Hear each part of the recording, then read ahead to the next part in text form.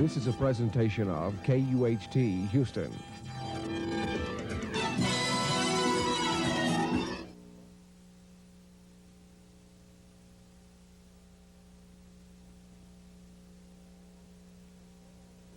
As choreographers and dancers, Farrell Dyde and Laura Fly have been working and dancing together for several years. They are professionally affiliated with a Houston experimental dance group, teaching, composing, and performing. Farrell Dyde's background is ballet and the theater. His work ranges from the playful and humorous to the purely abstract to the improvisational. Laura Fly's dance foundations are the academic studio. She has been critically evaluated as a dancer of subtlety. Her dramatic pieces with Farrell Dyde often deal with a confrontation of existing contemporary values. Both dancers believe improvisation is vital to the expression of individual creativity.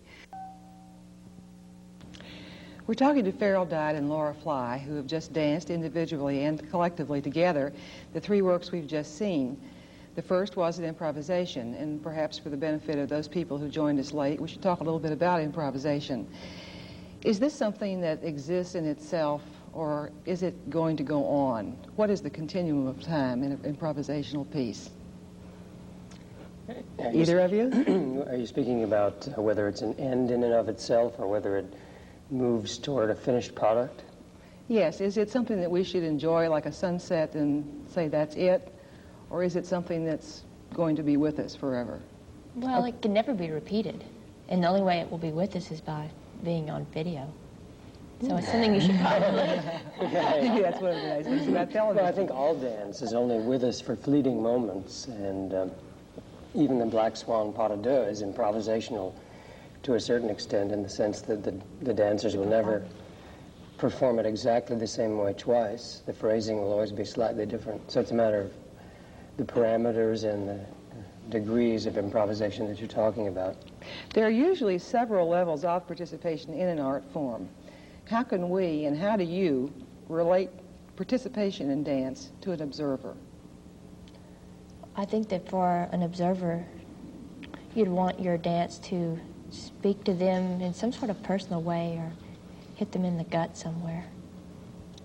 Well, I think we're talking about having the viewers enjoy movement in and of itself, so that they can begin to have an appreciation of pure movement, as well as more emotional kinds of And responses. also everyday movements that they might do in their everyday situation that we can take and throw it into a different realm altogether.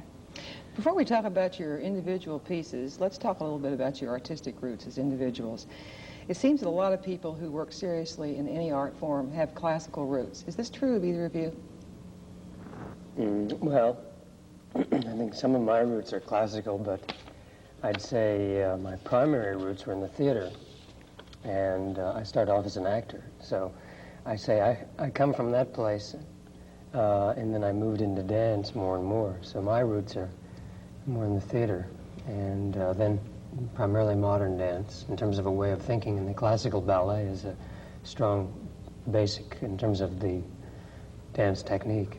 Laura, what about you? I haven't had that much ballet training. Most of my roots were actually in more academic scenes and then in just basic modern dance technique. The title you've given your solo is Eve's Edge. Shall we assume that you chose the name Eve to mean every woman? No, not so much every woman as the very individual Eve from the Bible. That sort of Eve, rather than every woman. You've given our women viewers, at least, a lot to think about, just in case any of us are misinterpreting what you were trying to say. Tell us what Eve's Edge means to you as an artist and as a woman. Well, the word edge is actually just as important as Eve. It's that fine line between madness and being very rational about something. It's that coming out, it's that falling off. And when I started thinking about the piece, I wanted it very much to come out of the black bag, almost like cracking an egg, a rebirth sort of feeling. At the end, though, I see it as optimistic. Other people might see it as more pessimistic. But I feel like that she's become a more mature woman, although A little bit withdrawn, but yet very serene and calm, rather than so frenzied. Farrell, in your solo, you seem to be talking about sexual polarities. Tell us about how yin yang happened. Well, it was a completely spontaneous emergence. The solo emerged almost whole in 1 or 2 days.